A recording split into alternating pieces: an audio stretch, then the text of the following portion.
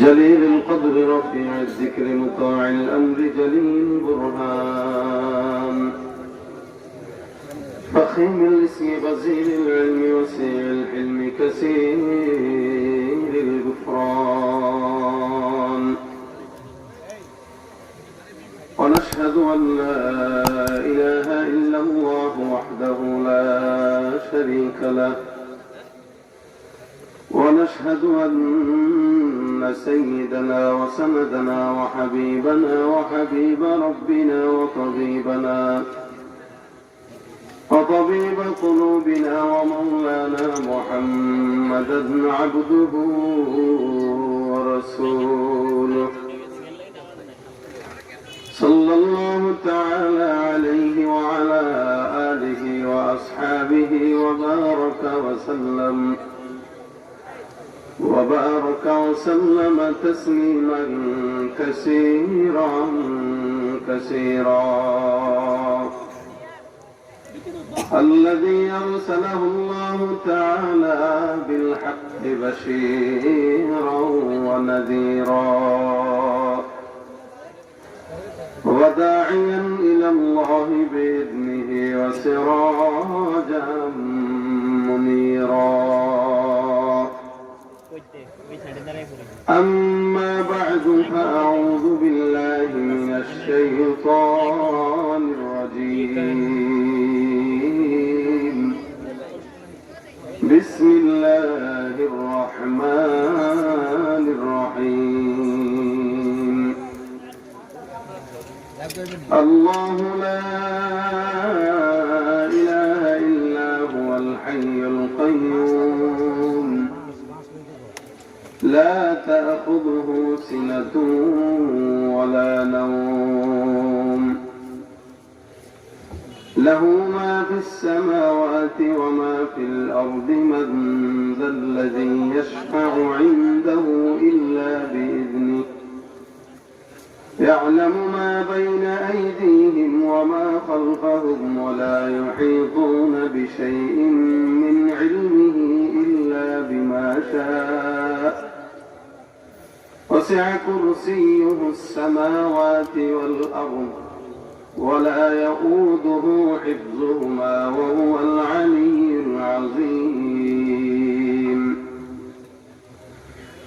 وقال تعالى في شان حبيبه إن الله وملائكته يصلون على النبي يا أيها الذين آمنوا صلوا عليه وسلموا تسليما زبان كل درود إبراهيم قولي اللهم صل على محمد وعلى آل محمد كما صليت على إبراهيم وعلى آل إبراهيم إنك حميد مجيد اللهم بارك على محمد وعلى آل محمد كما باركت على إبراهيم وعلى آل إبراهيم إنك حميد مجيد لا إله إلا الله لا إله إلا الله لا إله إلا الله لا إله إلا الله لا إله إلا الله محمد رسول الله صلى الله عليه وسلم الحمد لله দক্ষিণ শাসিয়ালী জামে মসজিদ ও যুব সমাজের উদ্যোগে আয়োজিত 2 দিন ব্যাপী 11তম তাফসীরুল কুরআন মাহফিলের আজকের সম্মানিত সভাপতি দিন প্রিয় ইসলাম প্রিয় ভাইরা পর্দার আড়ালে অবস্থানরত মা বোনেরা আল্লাহ পাক রব্বুল আলামিনের দরবারে অসংখ্য শুকরিয়া যে রব্বে কারীম আপনাকে আমাকে ঈমানি মুযাকারায় শামিল হওয়ার মতো তৌফিক এনায়েত করেছেন হাজারো মানুষ থেকে বেছে মহব্বত করে ভালোবেসে সে রব্বুল আলামিনের দরবারে কালিমাতুশ শুকর আদায় করে জবান খুলে উচ্চ কণ্ঠে বলি আলহামদুলিল্লাহ এই আওয়াজে কিচ্ছু হবে না আরো জবান খুলে বলেন আলহামদুলিল্লাহ জোয়ান বেশি না বুড়া বেশি? একটা দেখা যাক। আমার চোখে তো সব জোয়ান পড়তেছে মাশাআল্লাহ। হাতে গোনা 2-4 জন মুরব্বী আছেন। আচ্ছা, বিবাহিত বেশি না অবিবাহিত বেশি? এটা তো ভালো সংবাদ না। দেখি বিয়ে করছেন কারা কারা, হাত তুলেন তো। বিয়ে করছেন কারা কারা? এই কয়জন? তাকবীর দেন, নারায়ে তাকবীর। এই পোলাপানের আওয়াজ কেন? ওদেরকে আমরা খেলায় ডাকছি, তোরা খেলতে আসে কেন? সব জায়গায় খালি খেলা খেলা খেলা শুনতে শুনতে এখন খালি সব জায়গায়। আরে শুধু বিবাহিতরা, নারায়ে তাকবীর। এবার অবিবাহিতরা হাত তুলেন। দেখেন কোন বিবাহিত আবার হাত তুলছে কিনা। এর ছবি তুলেন, বাসায় পাঠাই দিবেন যে হে বিয়ে করার পরেও হাত তুলছে অবিবাহিত করার। এখন আপনারা একটু গলা কাশি দেন। আচ্ছা, ফাইজদামির বেলায় না খুব আছে। তাকবীর হবে, নারায়ে তাকবীর, নারায়ে তাকবীর। আল্লাহু আকবার। ইসলামের শত্রুরা হুঁশিয়ার, সাবধান। মাশাআল্লাহ, আপনাদের আওয়াজ বলতেছে অবিবাহিতরাই জয় হয়েছে না? যুবকরাই জয় হয়েছে নাকি? যুবকরা সমাজে ইসলামের জন্য কাজ করলে সমাজ পরিবর্তন হওয়া সম্ভব। যেখানে যুবকরা ভালো, ওই সমাজ পরিবর্তন হয়ে যায় তাড়াতাড়ি। যে সমাজের যুবকেরা গানের প্যান্ডেলে যায়, যে সমাজের যুবকেরা সন্ত্রাসী কার্যক্রম করে, জেনা ব্যভিচারে লিপ্ত থাকে, ওই সমাজ কোনোদিন উন্নতির দিকে যেতে পারে না, ওটা ধ্বংসের দিকে যায়। এজন্য আমাদের এই সমাজের প্রত্যেকটা যুবকরা ইসলামের জন্য থাকবে, চান তো ইনশাআল্লাহ? ইসলাম যেখানে আমরা আছি, মনে রাখতে হবে যুবকরা কোনো পেরেশানির কারণ নাই। আমাদের দেশের 1500 বছর পরেও আজকে এই সমাজে আবু জাহেল না থাকলেও আবু জাহেলের নাতি পুতি সাগরেদরা আছে। কিন্তু এটা ভুললে চলবে না, সমাজে যদি আবু জাহেলের নাতি পুতি সাগরেদ থাকতে পারে, মুহাম্মদুর রাসূলুল্লাহ রূহানী সন্তানরা এই সমাজে আছে। আল্লাহ পাক আমাদেরকে উম্মতে মুহাম্মাদী হিসেবে বানিয়েছেন, আমরা খুশি না বেজার? এজন্য রাসূলের উম্মত যদি দাবি করি, এই উম্মত ওয়ালা দাবি করলেই হয় না, উম্মতের কাম ভিতরে ভিতরে লাগে না লাগে না বলেন? প্রত্যেকটা যুবককে আল্লাহ খাঁটি উম্মত বানায় দেবে বলে না? আয়োজন করছেন ভালো, আমরা আনছেন তাও ভালো, কিন্তু মাইক আনছেন, বক্স আনেন নাই। একটা জায়গায় ঘাপলা হয়ে গেল আর কি। কারণ আমি আমার গলা বাঁচায় কথা বলবো, আপনারা আপনাদের গলা বাঁচানোর কোনো দরকার নেই। আমি যতক্ষণ থাকবো ততক্ষণ আওয়াজ দিবেন ইনশাআল্লাহ, ইনশাআল্লাহ। শাহজালালের নির্ভীক সৈনিকেরা খতম করো নাস্তিকদের চালা চামুন্ডা গুলা। ঠিক কিনা? শাহজালালের নির্ভীক সৈনিকেরা খতম করো নাস্তিকদের চালা চামুন্ডা গুলা। অলিদের এই ভূমিতে বিপ্লবেরই মশাল জ্বালা, অলিদের এই ভূমিতে বিপ্লবেরই মশাল জ্বালা। ছুটে আয় শাহজালালের নির্ভীক সৈনিকেরা খতম করো নাস্তিকদের চালা চামুন্ডা গুলা। শাহজালালের স্বপ্ন ছিল আল কোরআনের জ্বলবে আলো, শাহজালালের স্বপ্ন ছিল আল কোরআনের জ্বলবে আলো। সে আলো ছড়িয়ে দিতেন, সে আলো ছড়িয়ে দিতে বিপ্লবেরই মশাল জ্বালা। ছুটে আয় শাহজালালের নির্ভীক সৈনিকেরা খতম করো নাস্তিকদের চালা চামুন্ডা গুলা। অলিদের এই ভূমিতে বিপ্লবেরই মশাল জ্বালা, অলিদের এই ভূমিতে বিপ্লবেরই মশাল জ্বালা।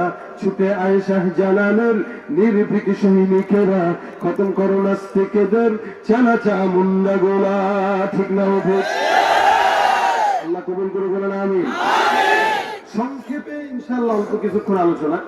মাগরিবের পরে যেহেতু করার কথা ছিল, রাস্তায় গাড়ি ঘোড়ার বিজি অবস্থা যা, এই পরিস্থিতিতে 3-3.5 ঘন্টার মতো সময় লাগছে। মূলত চাঁদপুরে আসি আমরা 2 ঘন্টায় সর্বোচ্চ। সেখানে শুক্রবার এসার পরে বসলাম, এরপরে চৌমনি প্রোগ্রাম আছে, ওখানে 9:30টায় উঠার কথা, অলরেডি 8টা বাজে। আল্লাহ মাবুদ জানে কি হয় ওখানে যাইতে। এই জন্য প্রথম বছর প্রথম ধাপ অল্প সময় ইনশাআল্লাহ, আল্লাহ যদি হায়াতে বাঁচায় রাখে, সামনের বছরে পিক সময় যেন আসতে পারি এরকম চেষ্টা করে আগে থেকে যোগাযোগ করলে সুবিধা। ঠিক না? আজকের মতো অল্প আলোচনা হবে ইনশাআল্লাহ। অল্পের ভিতরে আপনাদের চাহিদা আমি দেওয়ার চেষ্টা করব, যদি সজাগ থাকেন ইনশাআল্লাহ। বিশ্বাস যুবকরা সজাগ থাকবে। ঠিক না?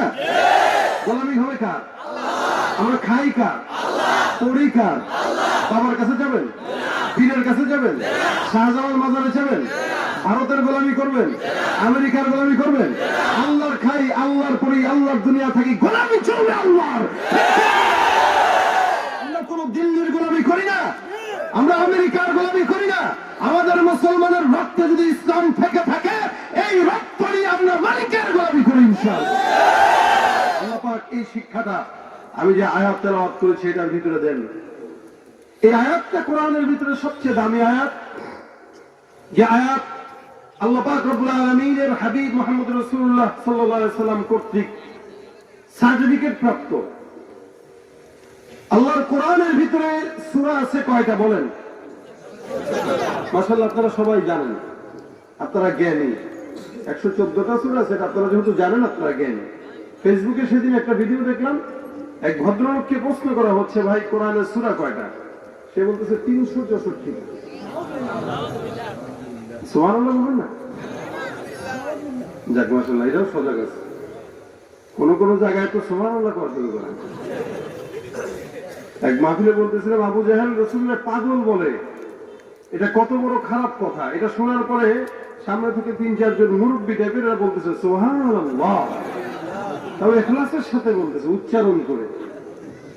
আমরা কোন জায়গায় সুবহানাল্লাহ, কোন জায়গায় আলহামদুলিল্লাহ এটা জানি না। কিভাবে বেদ পিটায় সাকিব আল হাসান এটা ভালো করে জানি, এটা জানা আছে। জিজ্ঞেস করেন না খেলোয়াড় কয়টা নাম বলবে, কিন্তু সাহাবার সংখ্যা 10 জন সাহাবীর নাম বলেন, শেষ।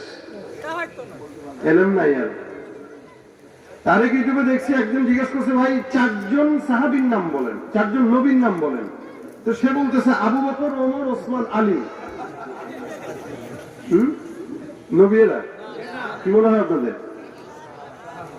এই হলো অবস্থা। এখন কেউ যদি এই কথা বলে যে আমি ঘরে বসে আলিফ বাতাসা শিখছি, তাহলে এগুলাই জ্ঞান শেখা যাবে, এছাড়া কিছু শিখা যাবে। ঘরে বসে শিখলে যা হয়, এর কাছে 114 জায়গায় 364টা সূরা। এখন সূরা ফাতিহা আয়াত সংখ্যা কটা? মিনিমাম 12-13টা হবে। আমার ছেলে হুজুর জ্ঞানের অভাব নাই, খালি প্রশ্ন করবেন, টাস টাস জবাব দিবে। তো বলতো 4 দুগুণী কত করছো? 40। কত তো ঠিক আছে, 4 মিনিট হলে তো 40 হয়। আল্লাহ পাক কোরআনের ভিতরে 6666 প্রায় আয়াত। এখন এর ভিতরে সবচেয়ে দামি একটা আয়াত দিয়েছেন। 114 সূরার ভিতরে দামি একটা সূরা দিয়েছেন, এটা হচ্ছে সূরা ফাতিহা। আর আয়াতের ভিতরে সবচেয়ে দামি আয়াত হচ্ছে আয়াতুল কুরসি। এটার শুরুতে আল্লাহ পাক রব্বুল আলামিন যে আবেদন বান্দার জন্য করেছেন, সেটা হচ্ছে বান্দার সর্বপ্রথম শিক্ষা ওয়াহদানিয়াতের শিক্ষা। আল্লাহু লা ইলাহা ইল্লাহু, আল্লাহকে এমন একজন যার কোনো ইলাহ নেই, যার সামনে দাঁড়িয়ে যাকে প্রভু মানার পরে মাজারে যায় কোনো বাবার দরবারে সন্তান চাওয়া যাবে না, যাকে প্রভু মানার পরে মাজারে যায় সম্মানের সেজদাও দেওয়া যাবে। আমরা সেজদা দেই, তাজিমান সেজদা দেই, উষ্টা দেওয়া দরকার। তাজিমান সেজদা আবার কি? সেজদা তো একটাই, এটা মালিকের কুদরতি কদমে সেজদা হয়, ঠিক না? তাজিমান দেন যেমনে যেন মঞ্চে এমনে দেন, সেজদা একমাত্র নির্দিষ্ট কার জন্য বলেন? বাবার দরবারে সেজদা দিলে হয়? ইমান থাকে? গেছে কত ইমান? না না, আমার ইমান ঠিক আছে। আমার পর্দা না থাকলে কি হয়েছে? পর্দা নাই, দেখা নারী পুরুষ একসাথে নাচানাচি করে, তা আমাদের দিনের পর্দা বড় বড়। তুমি মতো মোল্লা না কি আমরা যে উপর পর্দা দেখাবো আর ভিতরে নাই? কি আছে না একদম? তোমাদের মতো মোল্লা না, যেমন নামাজ পড়ে আল্লাহরে পাওয়া লাগে। আমাদের নামাজ হলো অন্তরের নামাজ। আমাদের নামাজ না পড়লেও ইমান ঠিক আছে, পর্দা না করলেও কি ঠিক আছে? কারণ চোর হইলেও তোমার একটা বংশ তো আমার আছে, চোর মনে করছে না, চোর হইলেও আমি একটা মানুষ, আমার একটা বংশ পরিচয় আছে, মর্যাদা আছে। তো তোর বংশ থাকলে তুই আবার চুরি করতি? ওর যদি ইমান থাকতো ও কি মাজারে সেজদা দিত? ওর ইমান থাকলে ওকে চুরি করতো? ইমানই ঠিক থাকবে কোন জায়গা থেকে বলেন? ইমান থাকলেই না ঠিক থাকার বস্তু। নারী পুরুষ একসঙ্গে মাজারে যায়, ন্যাংটা হয়ে কাপড় চোপড় শেষ, বাবা তোমার দরবারে সব পাগলের খেলা আছে।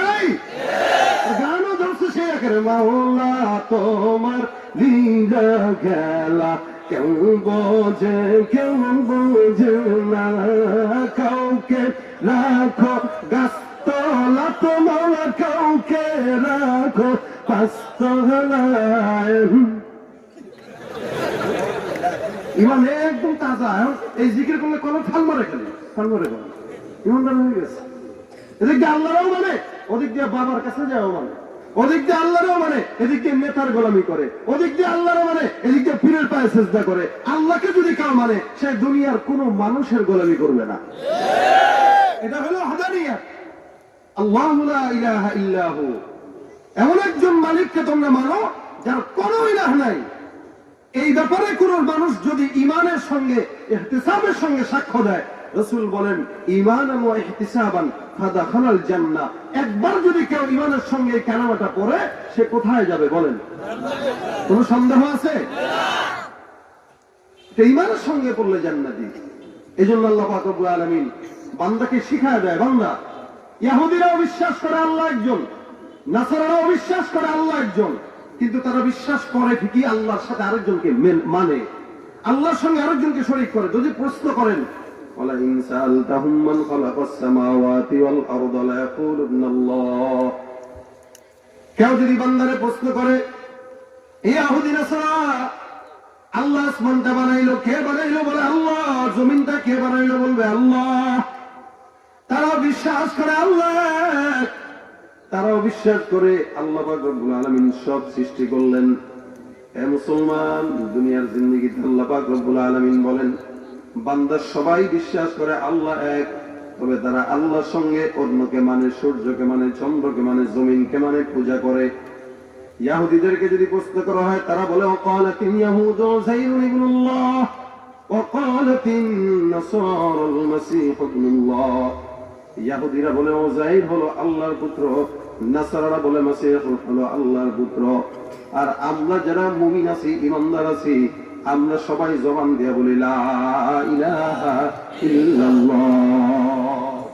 আমি আমার মালিককে মানি, এছাড়া অন্য কেউ আমার দিলের ভিতরে নাই। আমার দিলের ভিতরে আমার মালিক ছাড়া আর কেউ নাই। আল্লাহ পাক রব্বুল আলামিনের বান্দা যদি তার দিলের ভিতরে মালিকের মহব্বত রেখে দেয়, আল্লাহ পাক রব্বুল আলামিন বলে এক বান্দা স্বীকার করে নাও লা ইলাহা ইল্লাল্লাহ। এই কারণে সর্বপ্রথম আয়াতুল কুরসির প্রথম শিক্ষাটা হলো আল্লাহু লা ইলাহা ইল্লা হুয়াল হাইয়ুল কাইয়্যুম। বান্দা তুমি এই স্বীকারোক্তি দিয়া দিবা। বান্দা যখন স্বীকার করবে, ওই বান্দাটাই স্বীকারের কারণে কোনোদিন সুদের উপরে ডিপেন্ড করে চলতে পারে না। বান্দা আল্লাহকেও বিশ্বাস করে, আবার বলে ঘুষ ছাড়া সংসার চলে না, সুদ ছাড়া সংসার চলে না। এ মুসলমান, কেউ যদি জবান দিয়া স্বীকারোক্তি করে আল্লাহ ছাড়া অন্য কেউ নাই, ওই বান্দা কোনোদিন আল্লাহকে মানার পর অন্য কোনো মানুষের দাবিদারে করবে তো দূরের কথা, বান্দা আল্লাহর জন্য, রাসূলের জন্য জীবন দিবে, তবু বাতিলের সামনে মাথা নত করবে না। এটা হবে তার ঈমান। ঠিক কিনা জোরে বলেন? এই মানুষের দাম কেন? বলে ঈমানের কারণে বান্দার দাম বেশি। আল্লাহ পাক রব্বুল আলামিন বলে হে দুনিয়ার মানুষ, আমি আল্লাহর দরবারে বান্দার আমলের দাম, বান্দার চেহারার দাম নাই। ইন্নাল্লাহা লা ইয়ানজুরু ইলা সুওয়ারিকুম ওয়া আমওয়ালিকুম ওয়ালাকিন ইয়ানজুরু ইলা কুলুবিকুম ওয়া আমালিকুম। আমি আল্লাহর কাছে বান্দা তোমার চেহারার দাম নাই। চেহারার যদি দাম থাকতো, হযরত বেলাল কোনদিন জান্নাতে যাইতে পারতো না। কিন্তু বেলালের দাম এত কেন? রাসূল করিম সাল্লাল্লাহু আলাইহি ওয়াসাল্লাম বলেন, মেরাজের রাত্রিতে আমি যখন জান্নাতের ভিতরে হাঁটাহাঁটি শুরু করলাম, আমি জান্নাতের ভিতরেও হযরত বেলালের পায়ের শব্দের আওয়াজ শুনতে পেয়েছিলাম। বেলালের দাম কেন? বলে চেহারার কারণে না। বেলালের দাম কেন? বলে তার ঈমানের কারণে। কোটিপতি, 10 তলা বিল্ডিং, প্রাডো গাড়িতে চড়ে, এলাকায় এসি গাড়িতে ঘুমায়, ঘুমের ভিতরে এসি, এসব জায়গায় এসি, গাড়ির ভিতরে এসি, অফিসের ভিতরে এসি। এর কোন মানুষ তাকে কাছেও যাইতে পারে না। তার সঙ্গে সাক্ষাৎ করতে গেলে 10টা সিকিউরিটি পার করে তারপরে যাওয়া লাগে। আরেকটা মানুষ, তার কিন্তু কোনো কিচ্ছু নাই, গায়ের চামড়াটাও কালো, নামাজ পড়ে 5 ওয়াক্ত, এই কোন মতে রিক্সা চালায় খায়, ভ্যান চালায় খায়।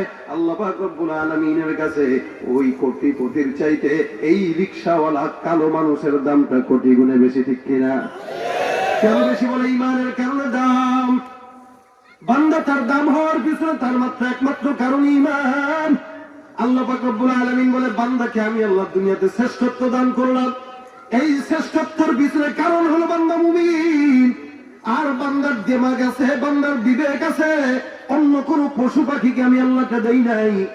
আল্লাহ পাক রব্বুল আলামিন আপনাকে আমাকে দান করেছে, দামি বানাইছে, আবার কম দামি বানাইছে। দামি যখন তখন সমস্ত ফেরেশতার চাইতেও দামি, আর যখন কম দামি বলে কুকুর শুয়োরের চাইতেও কম দামি।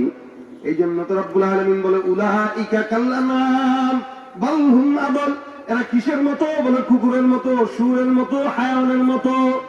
এই কুকুরের মতো হয় কিভাবে? আল্লাহ পাক রব্বুল আলামিন বান্দারা বুঝায়, এ দুনিয়ার মানুষ, দুনিয়ার জমিনে যত মানুষ আছে, একটা কুকুর কিন্তু মুনিবকে সারা দুনিয়ার জমিন অন্য কোনো কিছু বোঝে না। মুনিব যতই আঘাত দেখ, যতই খাবার না দেখ, দিন শেষে কিন্তু মুনিবের পায়ের দিকে এসে পা চাটাচাটি শুরু করে। একটা কুত্তা যদি মুনিবকে না বলে, এ দুনিয়ার মানুষ, দুনিয়ার জিন্দেগিতে আমরা চলাচল করি 24 ঘন্টার নেতার গোলামি, বাবার গোলামি, পীরের গোলামি করি, মাগার আসল রবের গোলামি আমরা করি না। যে জিনিসটা কুকুর করে, শুয়োর করে, আমরা মানুষ হয়ে না করার কারণে আমি কুকুরের সমান, ঠিক কিনা জোরে বলেন? বাইরে আমার সমাজের ভিতরে, এলাকার ভিতরে যুবক যুবতীরা রাস্তাঘাটে ধর্ষণ, খুন, ব্যভিচার বাড়তেছে না কমতেছে? জোরে বলেন তো। এই সব কিছু বাড়ে একটা কুকুরের সঙ্গে রাস্তায় মেলামেশা করে। এখন বর্তমানে মানুষরাও এটা শুরু করে দিছে, ঠিক কিনা? আগে দেখতাম হুন্ডার ভিতরে পিছনে মেয়ে বসলে দুই পায়ে এক সাইডে দিয়ে বসতো, এখন দেখি দুই সাইডে পা দিয়ে বসে। দেখছেন না এগুলা? যুবকরাই করে এগুলা। এখন আরো উন্নতি হয়েছে কি, আগে যুবকেরা চালাইতো, পিছনে মেয়েরা বসতো, এখন মেয়েরা চালায়, পিছনে যুবকরা নিয়ে বসে। নাই কথা বলে না, নাই? আমরা নিজের চোখে তো এগুলো দেখছি। সব জায়গায় তো নারী, স্বাধীনতা তো নারীদের। এখন আসমানে যাইবেন, তাকায় দেখবেন মেয়ে ওখানে নারী আছে, 10 তলা থেকে তাকায় রয়েছে। ঢাকা শহরে যান, ডাইনে নারী, বায়ে নারী, সামনে নারী, পিছনে নারী, উপরে নারী, নিচে নারী, সংসদে নারী, সংসারে নারী, বাজারে নারী, মার্কেটে নারী, সব জায়গায় কি? আর আমরা কি ঘর জামাই হয়ে এখন বসে রয়েছি শ্বশুর বাড়ি, কাম তমগ এটাই। আর কি ঠিক না? এই জন্য স্বাধীনতা তো তার আছে, সে হুন্ডা চালাবে, আপনি পিছনে বসবেন। উন্নতি বাড়ছে, সমাজের উন্নতি যেমন বাড়তেছে, তেমন সমাজ আস্তে আস্তে ধ্বংসের দিকে আগাইতেছে, ঠিক না? যত উন্নতি বাড়বে তত ধ্বংসও বাড়বে, ঠিক কিনা জোরে বলেন? ভাইরা আমার, আল্লাহ পাক রব্বুল আলামিনের দুনিয়ায় কুকুরের কোনো হিসাব নিকাশ নাই, যেখানে মন চায় সেখানেই মেলামেশা করে। মানুষ এখন বর্তমানে শুরু করছে, সুতরাং কুকুর যেমন মানুষ তেমন। আল্লাহ পাক বলে বালহুম আদল, এরা কুকুরের চাইতেও খারাপ। বলে কখন? এলাকার ভিতরে 10-15টা কুকুর আছে, বাজারে আপনার দোকান আছে, কোনদিন কোন কুকুর তেমন করে নাই। 10-15টা কুকুর মিলার সঙ্গে একজন স্লোগান দিতে দিতে গেছে, এই কুত্তারা এখানে কি? আমাদের কুত্তা সমিতির সভাপতি সাহেব চলে আসছে, আপনার সঙ্গে একটু কথা বলিবে। এ কি কথা? কুত্তা সমিতির সভাপতি কি চায়? আমাদের মাসে যদি 5,000 টাকার গরুর গোস্ত না কিনে দেন চান্দা, তাহলে দোকান দিতে পারবেন না। বলেন তো, এই এলাকায় এমন কোন চান্দাবাজ কুকুর পাইছেন আজ পর্যন্ত? কিন্তু মানুষ পাইছেন কিনা? কথা বলে না, পাইছেন কিনা? আচ্ছা, ঘুষ খায় কে? লেবারদের থেকে এমনি নিয়ে ঢুকা দেয় নাই? মানুষের থেকে টেবিলের তল দিয়ে সিগনেচার দিয়ে ঢুকা দেয় অফিসার আছে না নাই? খাই লোকেরা বলে মানুষ, চুরি করলো কে? মানুষ। জেনা করলো কে? মানুষ। দুর্নীতি করলো কে? মানুষ। এই সমস্ত সাধারণ জনগণের রিলিফের মাল চুরি করলো কে? বলে মানুষ। এই মানুষের টাকা মারলো কে? বলে মানুষ। জায়গা মারলো কে? মানুষ। মানুষের ভিতরে দ্বন্দ্ব লাগাইলো কে? বলে মানুষ। যেই কাজগুলা কুকুর করে না, যেই কাজগুলা শুয়োর করে না, যেই কাজগুলা অন্য কোনো প্রাণী করে না, ওই কাজগুলা আপনি আমি মানুষ করার কারণে আমরা কুকুরের চাইতেও খারাপ, ঠিক কিনা? চেহারাটা দেখতে ভালো, পোশাকটাও চমৎকার, অন্তরে তার কালি ভরা, কাজটা বড় কদাকার। চেহারাটা দেখতে ভালো, পোশাকটাও চমৎকার, অন্তরে তার কালি ভরা, কাজটা বড় কদাকার। এই মানুষের ভিড়ে আজি আসল মানুষ নাই রে নাই। মানুষ দেখতে চলো এবার জাদু ঘরে যাই সবাই, রাস্তাঘাটে যায় না চলা এই মানুষের ভিড়ে। ওই ভিড়ের মাঝে আবার কেহ অন্যের পকেট মারে। রাস্তাঘাট হাটে যায় না চলা এই মানুষের ভিড়ে, ওই ভিড়ের মাঝে আবার কেহ অন্যের পকেট মারে। তাকেও যদি মানুষ বলো আমার বলার কিছুই নাই, মানুষ দেখতে চলো এবার জাদু ঘরে যাই সবাই। হায়রে সাধের দুনিয়ায় মানুষ পাওয়া বড় দায়, মানুষ দেখতে চলো এবার জাদু ঘরে যাই সবাই। ঠিক না বেদি? সবাই যে বসছেন নিশ্চিন্তে শুনতেছেন, হা করে খালি শুনে নি না, মাঝে মাঝে পকেটে হাত দিয়ে চুরি করলে ফেসবুকের আমল শেষ। ঠিক না? নানা সারা দিয়ে একটু মাঝে মাঝে দেখেন কেউ আবার আমল করতেছে কিনা। চোর কেউ আছেন না, একমাসের সাথে হাত উঠান, এটা তুলবে না। সজাগ আছেন তো ইনশাল্লাহ? গোলামি হবে কার? মানুষের দাম কিসের কারণে বলেন? আরে ইমান কিসের কারণে? ইমানের কারণে। ইমানের কারণে বান্দার দাম। আল্লাহ পাক রব্বুল আলামিন এই কারণে বলেন বান্দা ইমানের স্বীকারোক্তি দাও। আল্লাহ পাক বলেন লা ইলাহা ইল্লা হুয়াল হাইয়ুল কাইয়্যুম। হে বান্দা, আমি আল্লাহ পাক রব্বুল আলামিনের কোন স্বীকারোক্তি নাই। আমি আল্লাহ পাক রব্বুল আলামিন আমার নামটাও তোমাকে বুঝাইলাম। লা ইলাহা ইল্লা হু, ইলাহ নাই তার ছাড়া, বলে সে কে? বলে আল হাইয়ুল কাইয়্যুম। দুনিয়ার জিন্দেগিতে সব হইল দুর্বল, একমাত্র শক্তিশালী হাইয়ুল কাইয়্যুম হলো কে? সব মানুষ মারা যাবে, ফেরাউনও মরল, ইহুদিরাও মরল, নাসারাও মরল, যত নাস্তিকরা আসলে সব চলে গেল। আল্লাহ এই দুনিয়াতে টিকে থাকলো কে?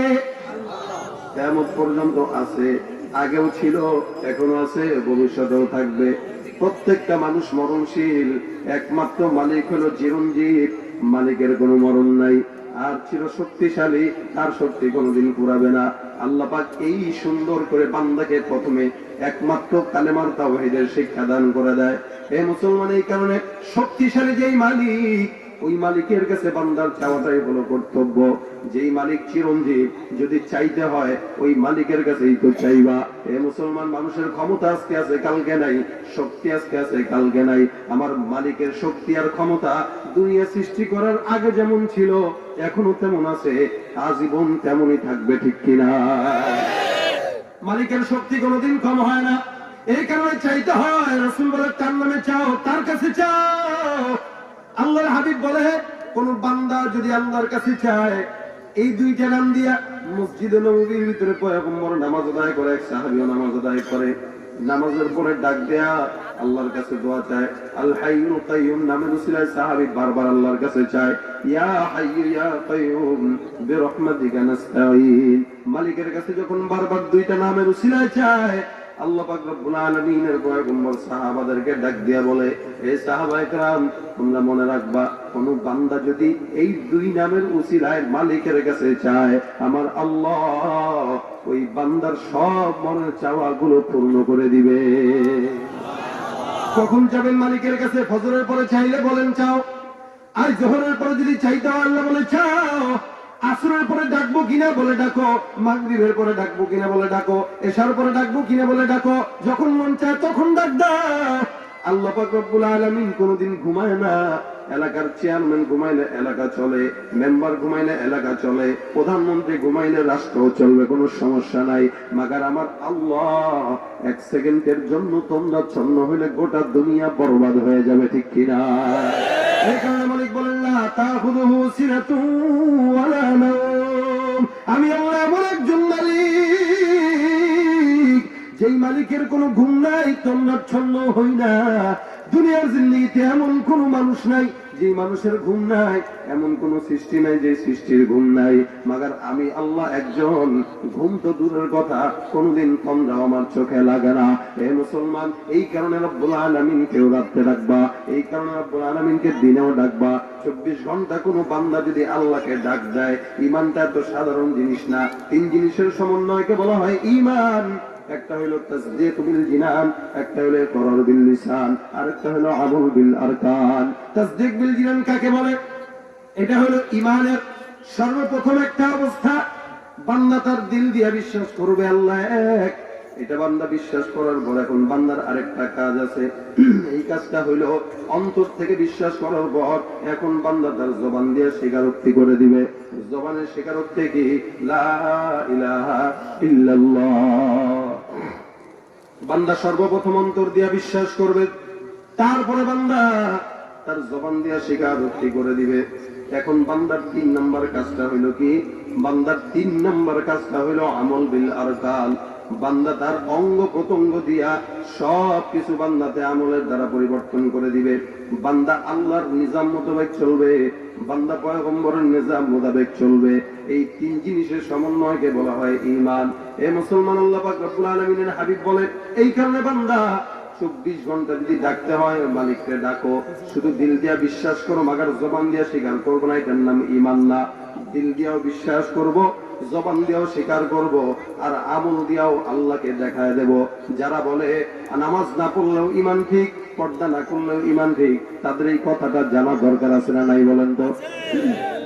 কারো যদি দিলের ভিতরে ঈমানের নূর থাকে, এই নূরের ঘ্রাণটা উপরে দেখা যাবে না? যাবে না?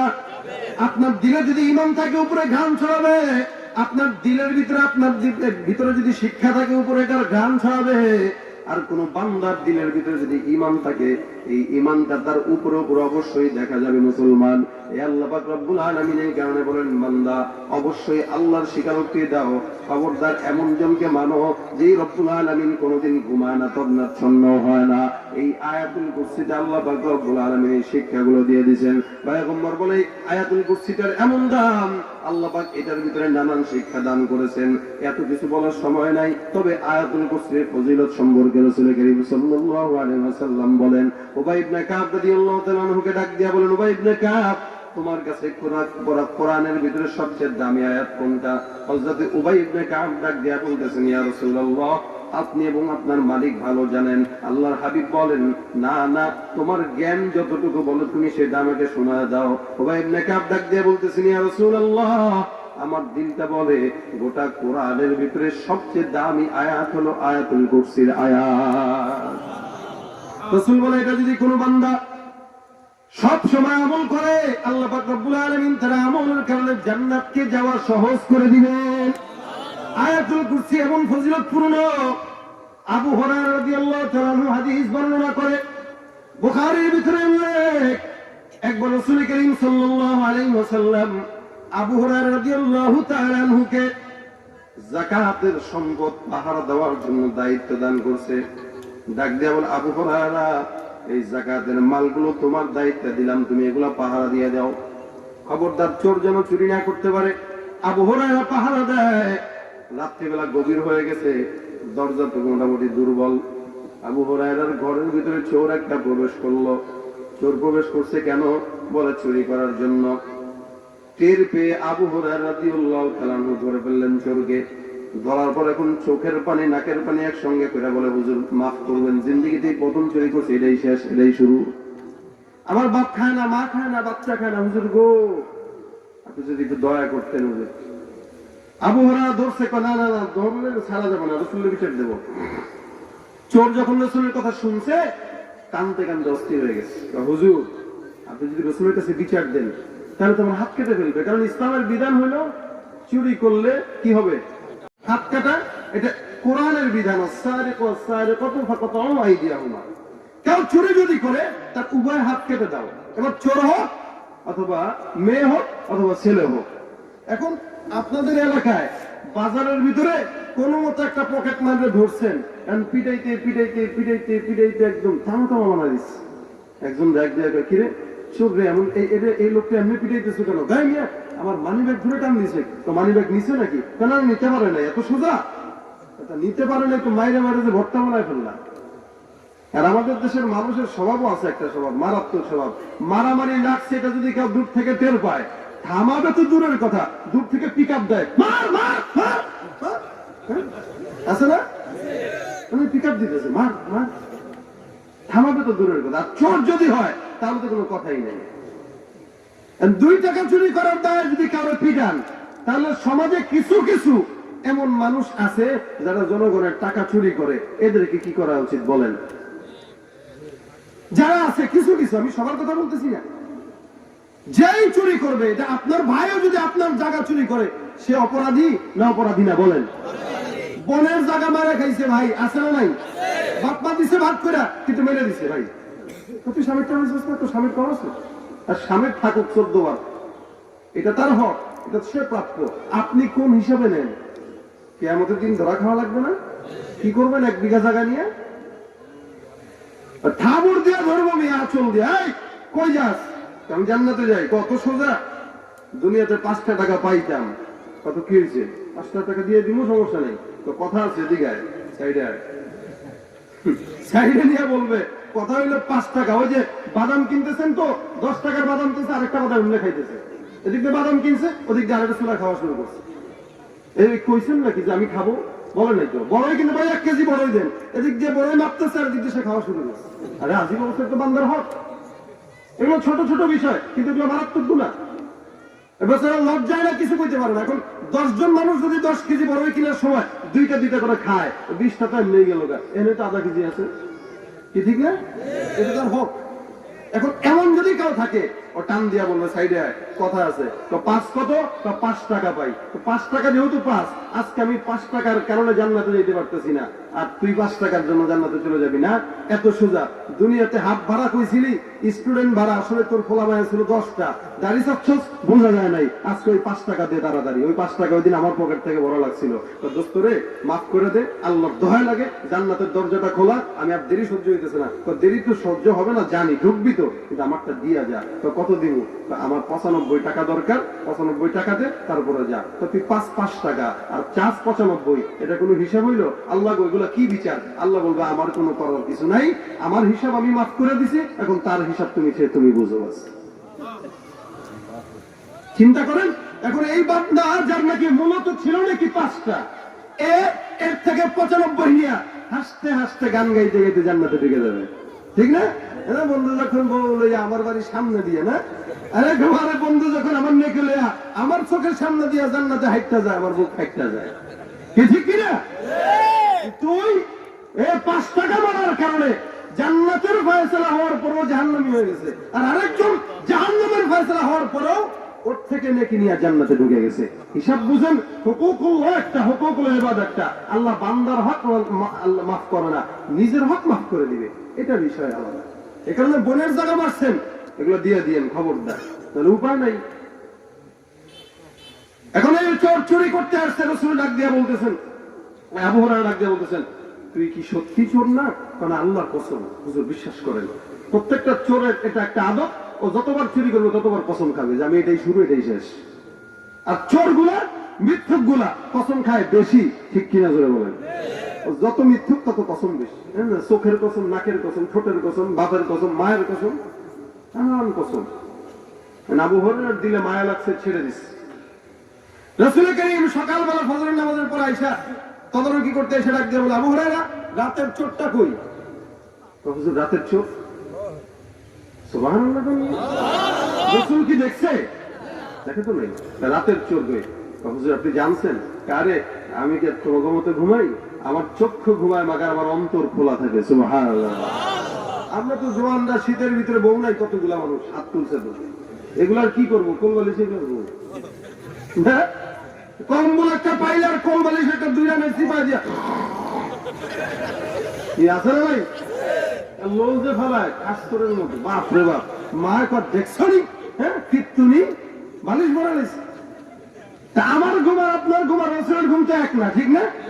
রাসূল কেমনে ঘুমায়? রাসূল ঘুমাইতেন ঠিকই, চোখ বন্ধ থাকতো, কিন্তু তার দিলের চোখ খোলা থাকতো।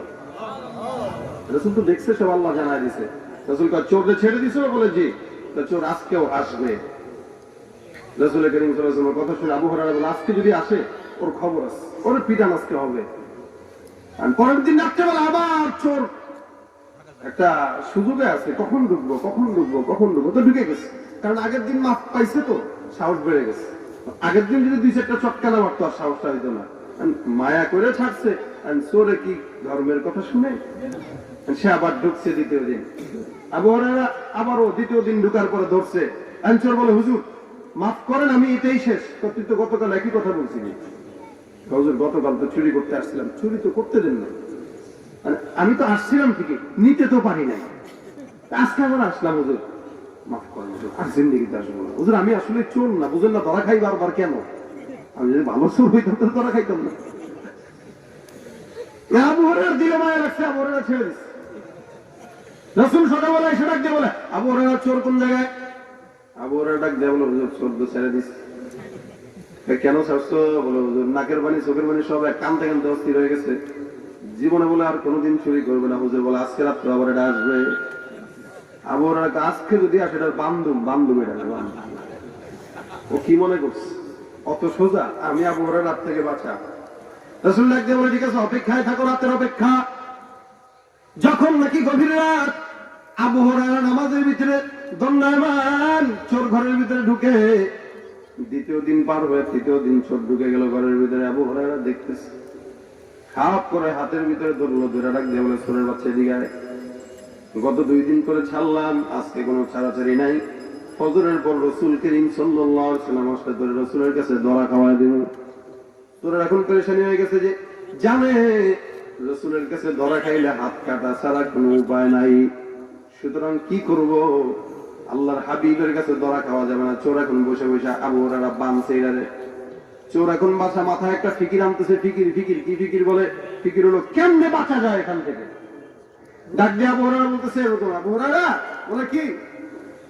তোমার সাথে একটা কথা আছে। বলে, কি কথা? আমি তোমার একটা জিনিস শিখাবো। বলে, কি শিখাইবি? আমি তোমার কোরআন থেকে একটা আয়াত শিখাবো।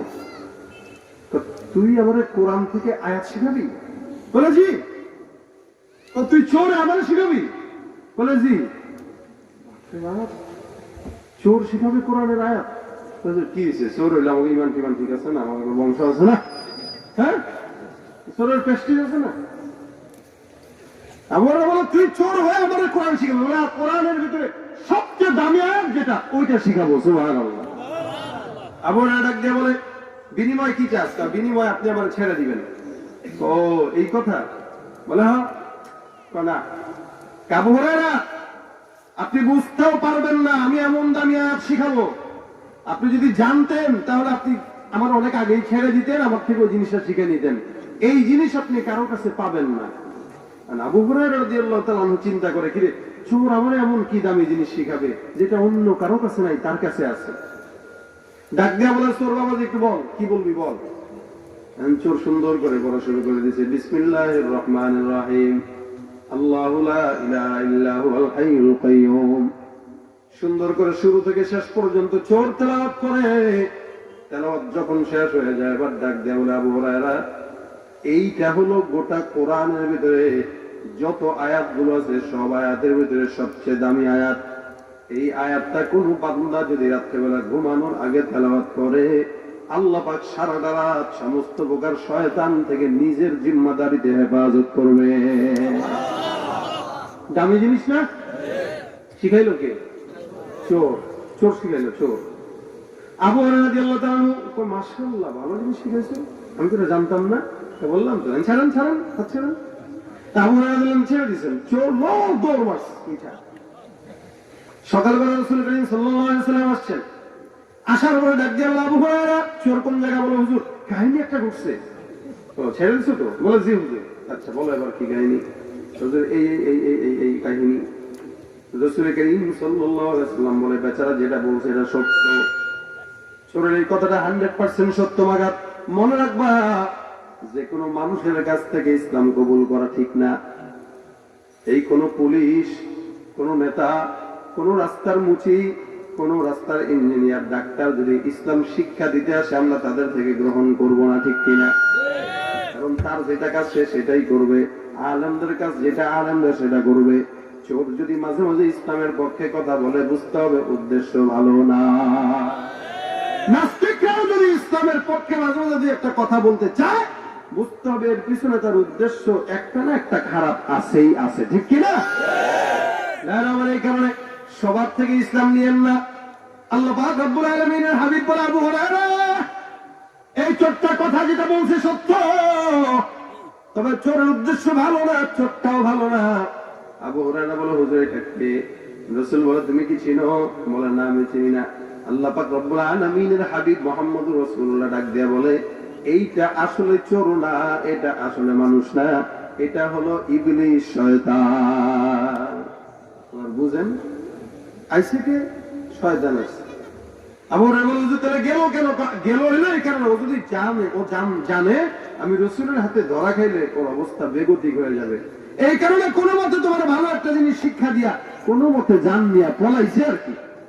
তবে ও যেটা বলছে এটা সত্য, কোন বান্দা যদি রাত্রেবেলা ঘুমানোর আগে আয়াতুল কুরসির আমল করে, আল্লাহ পাক সমস্ত প্রকার শয়তান থেকে জিন্নাত থেকে তার নিজের কুদরতি হাতে হেফাজত করবে। এটা পারেন কারা কারা? হাত তুলেন। সাবা মজি করতেছেন না তো?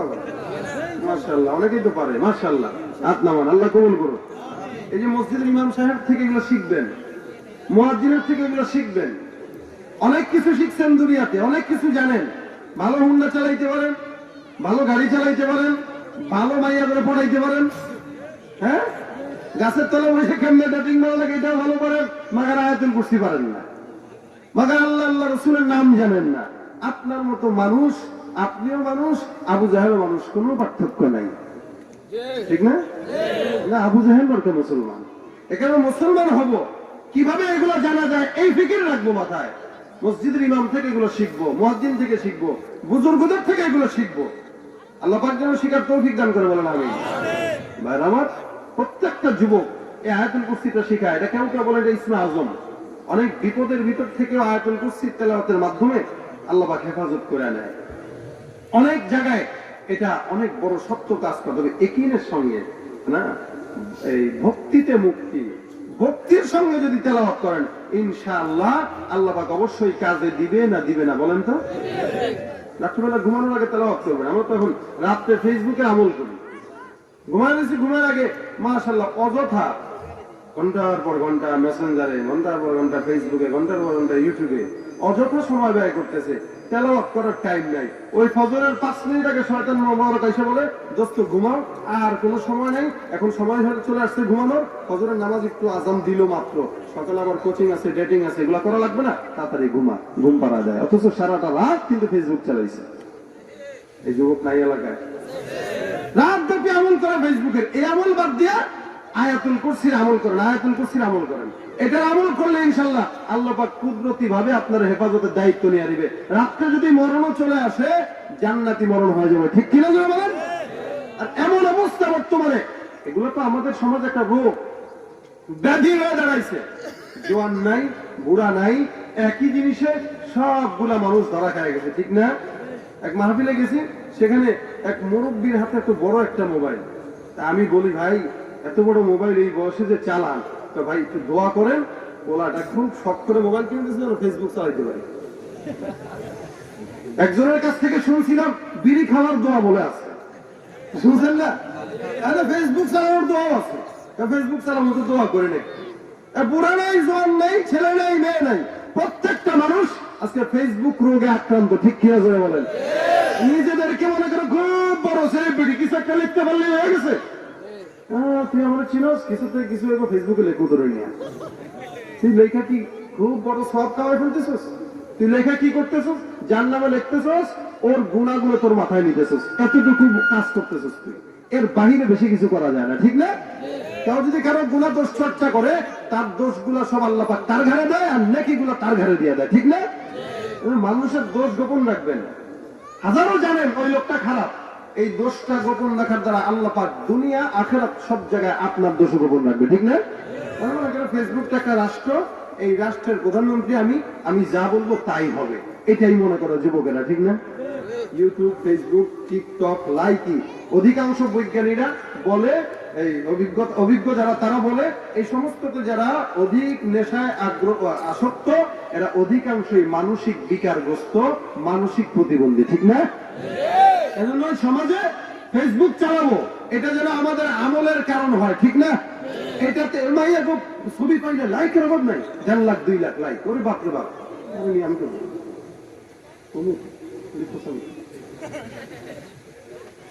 তো যাইতেছি বাপসার বুঝতে জানা কই যাই, বয়ান তো শেষ। এখন জোয়ান করে একটু খোরাক সালাদ দেওয়া লাগবে না?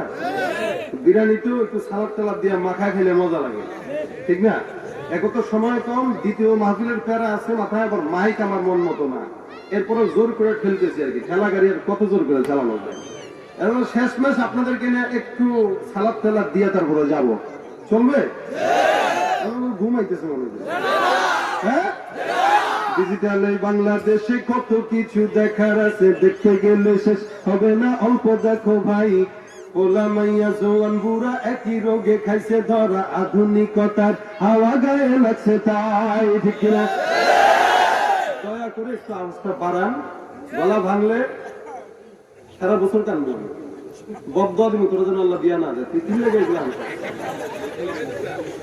বিয়া করলে ওরা আরেকটা বিয়া করা গেল। মাইকে একটু সাপোর্ট নেই। ডিজিটালে বাংলাদেশে কত কিছু দেখার আছে, দেখতে গেলে শেষ হবে না, অল্প দেখো ভাই। পোলা মাইয়া জওয়ান বুড়া একই রোগে খাইছে ধরা, আধুনিকতার হাওয়া গায়ে লাগছে তাই। যে যাই কিছু বলুক না কেন গায়ে লাগে না, আমরা কিন্তু চালাক জাতি, মোটে ভয় পাই না। আমগো দেশে ফেসবুক আছে, আমরা বলত না। আমগো দেশে ফেসবুক আছে, আমরা বলত না। তুমি গাইতে পারবেন? আমগো দেশে ফেসবুক আছে, আমরা বলত না। আমগো দেশে ফেসবুক আছে, আদব আখলাক কারে বলে কিছুই জানে না, বড়দের সম্মান করা মানতে পারে না। একজনে একাধিক আইডি চালায় ভাই, ফেক আইডির নাম কত প্রকার তারও জানা নাই। জোয়ান মরদ পোলা সাজে ফেসবুকেতে মাইয়া, মাইয়ারা সব পোলা হয়েছে ফেসবুক পাইয়া। কি এক আজব জামানাতে আমরা পড়লাম ভাই, কোনটা ছেলে কোনটা মেয়ে চিনার উপায় নাই। আর কেউ দেবে না। আমগো দেশে ফেসবুক আছে, আমরা বলত না। কালের কণ্ঠ, যুগান্তর, ইনকিলাব, প্রথম আলো, আগের মতো পত্রিকা সব চলে না আর ভালো। ফেসবুকে আর সত্য মিথ্যা সকল খবর আসে, হুদাই কেন টাকা দিয়া পেপার কিনবো মিশে। খবর এখন তৈরি হয় না, আমরাই তৈরি করি, মনের মতো কইরা তারপর খবর প্রচার করি। সত্য হোক বা মিথ্যা হোক তা আমার দেখার না, আমি একজন সাংবাদিক, এটাই সান্ত্বনা, ঠিক না? যদিও আমার লেখা থাকে হাজার ভুল, তবু আমি চলছি, চলবো, নড়বো না চল। ফেসবুক সেলিব্রিটি আমি কাউরে ডরাই না। আমগো দেশে ফেসবুক আছে, আমরা বলত না। আমগো দেশে ফেসবুক আছে, আমরা বলত না। আমগো দেশে ফেসবুক আছে, আমরা বলত না। আমগো দেশে যত প্রকার শত্রুতা সব বন্ধু সাইজা করে, অন্যের ভালো দেখা শুধু হিংসে জইলে মরে। পড়ালেখা কর্মকাণ্ড সবকিছু বাদ দিয়া, পিচ্ছি পোলায় চালায় ফেসবুক গভীর মন দিয়া। দুই বন্ধুর মাঝে যদি ঝগড়া বিবাদ হয়, সরাসরি না কইয়া সব ফেসবুকেতেই কর। ফেসবুক এখন সংসদ আর হাইকোর্ট হইয়া গেছে, আর বকলম সব বলদ গুলা বিচারপতি হয়েছে। যখন তখন মন গড়ারে করে ঘোষণা। আমগো দেশে ফেসবুক আছে, আমরা বলত না। আমগো দেশে ফেসবুক আছে, আমরা বলত না। আমগো দেশে ফেসবুক আছে, আমরা বলত না। আমগো দেশে ফেসবুক আছে, আমরা বলত না, ঠিক কিনা?